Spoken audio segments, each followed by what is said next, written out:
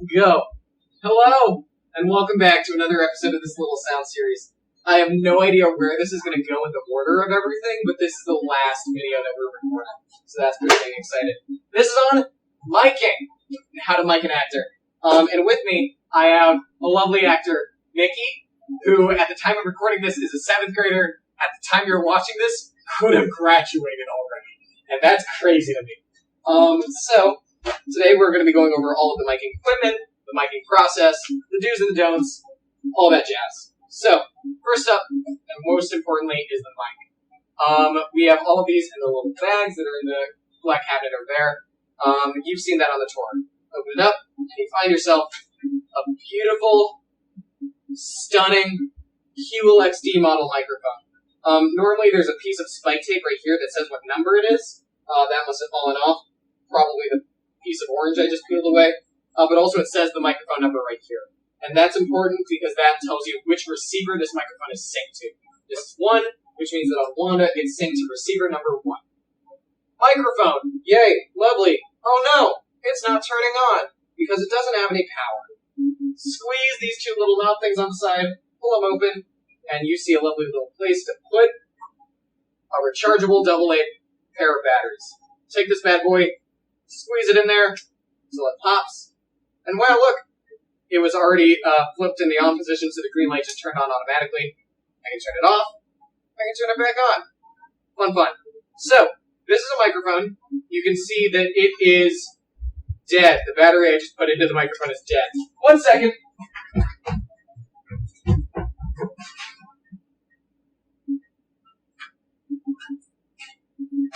There we go. I'm back.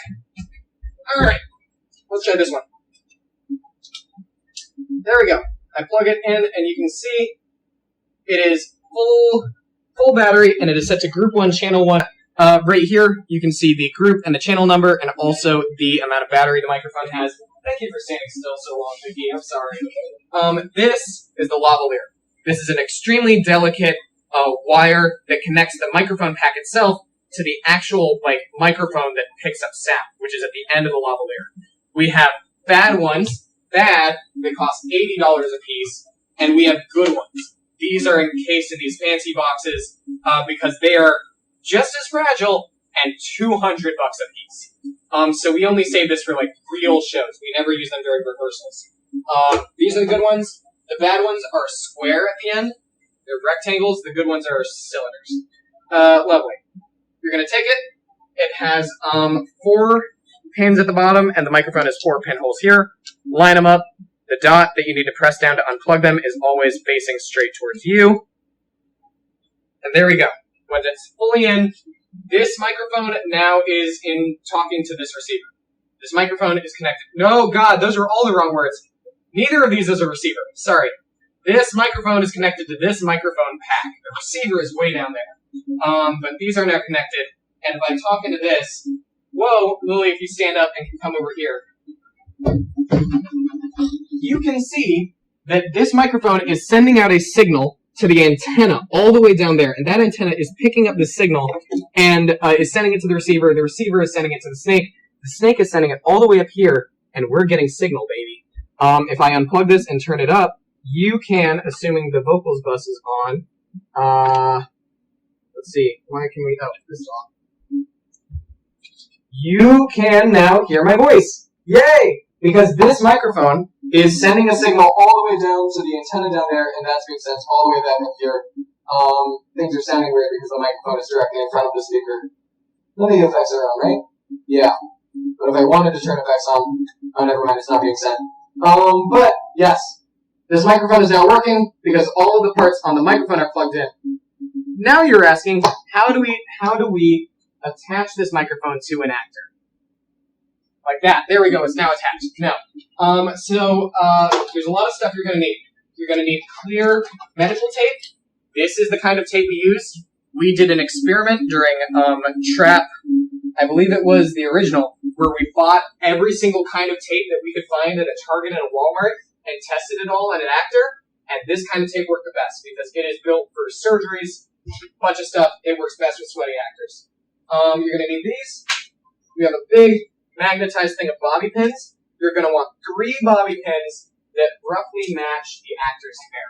So Mickey, it would be a dark brown, but actually I'd say that it's probably closer to this one. So we're going to grab 3 black bobby pins from here. The finest bobby pins for you. Ooh, that one is like perfect, but I don't think we have that many of that color. So you don't need to be too much of a perfectionist with bobby pins, but there we go. Okay, set the bobby pins down. We have bobby pins, we have tape, something in my eye that is not part of the miking process, and the body wrap. So, when you're attaching a microphone to an actor, there's 2 ways you can do it. Turn around, Mickey, show your back to the camera. You can either attach the microphone to have them pull up the back of their shirt, which you're not going to do for the video, and then this microphone would be just, this clip would go on their bra strap. Always make sure that the front of the microphone is facing toward the actor. If you're miking them on the back, it's facing this way. If you're miking them on the side, facing this way. Miking the front, facing this way. Always facing in towards the actor. For today, we are going to be miking the way we would be miking somebody without a bra strap, or if they don't consent, a body wrap. This bad boy is basically a giant, comforting, lovely little belt that wraps around the actor. Normally it would go under their clothing, but for today we're going to go over their clothing. Always make sure that the side that isn't fuzzy is in towards the actor, and the side that is fuzzy is out towards you. So, Mickey, can I ask you to raise your arms? Oh, hold on, no, I need to do that. Then we're just going to do this.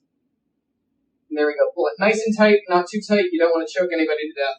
But there you go. And now this little pouch, Mickey, if you turn this way again, is towards the back. So I'm going to take my microphone that is working and on, and I'm going to put it into this little pouch and make sure that the clip is really tightly around the back right there. And it's facing them, and the antenna is up. That is good. You're going to take this lavalier, and you would put it under all of their clothing until it comes out right here, and then you would put it in their hair, which is going to be a process, but for right now, let's just take a look back here. First step, you're going to take a tiny piece of tape.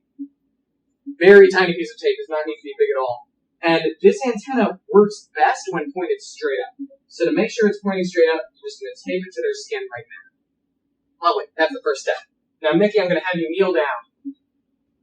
Lily, you might need to get a little closer to this one. Shout out to Lily, the amazing stage manager currently holding the camera. We're going to take the mic, and there's a ton of different ways to mic for like every hairstyle. It's kind of like an art almost. You're trying to get the tightest mic, the most secure mic, right about at the perfect like distance from their head. There's also many different styles of miking. The easiest is a lapel mic, in which you take one of these clips. I don't know if we have any black. Yes, we do. That's most likely going to be black. One of these clips, and you can use that to attach the microphone to an actor's lapel. But you can also go, if they don't have hair, over the ear, and then tape it right here and right here, and then that will be an over-ear mic, as it's called, or the most common mic that we use for actors is through the hair, in which we braid it through the hair, and then it ends up right about here. If you could really get a look at that, Lily, it is just past the hairline. You want the end of this box to line up with their hairline as closely and as precisely as possible. This is the way that the mic is still hidden, but still picks up as much sound as possible. Okay, let's actually do it. So Mickey has a ponytail, so we're going to go around it, and then pull it until you get enough distance to work with. You're just going to literally pick up strands of hair and thread the microphone through.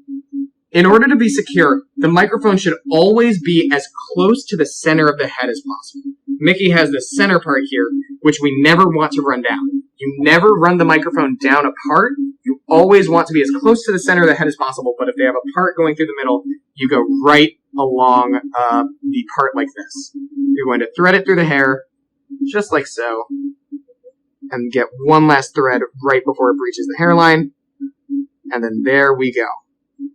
Wow, this is the singular most important mic I've ever done because it is going to be what future generation wants to as an example. No pressure, though. We're going to take a bobby pin, first bobby pin. You never want to bobby pin right on the hairline because that's actually going to affect the way their hair looks. You always take it bumpy side down unless it is purely curved, in which the curved side is down to match the curvature of their skull. You're just going to push it, capture a little bit of hair, and always go towards the center of the head. If they have a part, it can be helpful to go past the part and collect some hair from the other side, just like that. Lovely. Cool. Next one. That's one down. You want one near the front to secure the microphone in place right there. You want a second one right about at the crown of the head. Right there. And then you want one near the back. Now, when I say put a bobby pin on the back, I do not mean the back like this. Because you do not want gravity to be fighting this bobby pin. This bobby pin should be at like the back of the crown of the head, like right about there. And remember, always push the bobby pin towards the center of the head. That is standard procedure. So there we go. That is a nice, tight lavalier. You can wiggle that. It is not going anywhere. I have lost a little bit of distance, actually. So I'm going to pull this bobby pin along this microphone to make sure it's staying exactly where it needs to be. And that is a good mic. I explained this process. I was slow and steady, and I walked you through every step of the way. And so it took me like a good 3 minutes, 5 minutes maybe, I'd say. This should take you less than a minute. You will have plenty of practice. I'm sure you'll have plenty of time to practice. You'll give your sound kids plenty of time to practice. But a good mic should be this quality, this level of tightness in under a minute. Because during shows, if you can stand up, I don't want to hurt your knees. As actors are coming down from costumes, you want to take as little amount of time miking them up as possible before you're sending them out for sound check. Cool. The last step, Mickey, if you'll turn around, is to take the microphone from underneath wherever it's sticking out of your clothes. You're going to pull it. Just very gently pull it. You never want to pull on this microphone at all. So you're very gently pulling it until you have it taut. That's bad. There we go. And then you're just going to take the excess, curl it up a bit, and then just gently tuck it into the body pack of the bra strap. And now, as little bit of lavalier is sticking up here as possible, which is what we want. If there's still a lot sticking up, then what we are going to do is take another piece of tape, and we are simply going to, this tape can be a little longer than the piece of the antenna, and have Mickey please move your head up, left, right, down, find the bottommost patch of skin that does not move when they do that, which was around here, and place the piece of tape right there. So now the lavalier would be coming up through here, piece of tape goes there, and it's going into Mickey's head, and Mickey is doing fabulous. Mickey, say a line for us. Whoa. A, B, C, D, E, F, G, H, I, J, K. Was that no. Oh, it's muted. Give us another line for failure. Oh, of course, plenty other failures have died long before Nellie did. Why, her own parents, Henry and Marietta Vale. There we go. Once again, the mic sounds really weird just because the speaker and the microphone are so close, and because that distance is short, the wavelength that is causing that feedback is really tiny, which leads to high frequencies, which is why that feedback sounds so tinny. I'm doing a sound thing again. But anyways, there we go. That was how to mic. Lovely little tutorial. Thank you so much, Mickey. You did great. Okay. Yeah, that's how you mic an actor. Lily cut the video before I could say catch you on the flip side. So catch you on the flip side.